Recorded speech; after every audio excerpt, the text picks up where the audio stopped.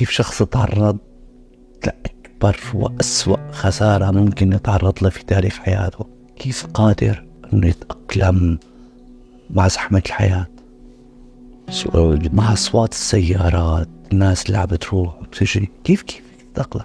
سؤال جدا هيك للصميم. يعني قلت لك يعني أحيانا أنت بتصل لمرحلة إنه رب العالمين بيقودك، بيجي حدا طفل صغير بيواسيك بابتسامة بدمعة.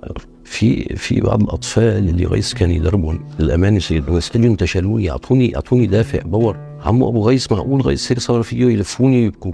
فأنت من الطبيعي إنه تكون أنت الشخص اللي ما بيشوفوك مهزوز، إنه خلص راح غيث أنت والده لغيث، لازم تكون أنت بقى. فهذا الأمر بأمر من الله طبعا. وصار في عندي أنا مثل ما قلت لك حافز وباور لما أشوف طفل صغير عمره 8 سنوات يقول لي حرامي غيث منو هذا اللي قتلوا، ليش هيك عملوا فيه؟ فتكون أنت قوي، تكون أنت بقى تفرجي لك الطفل هذا إنه غيث ما راح، غيث راح عند رب العالمين، راح على مكان أحسن.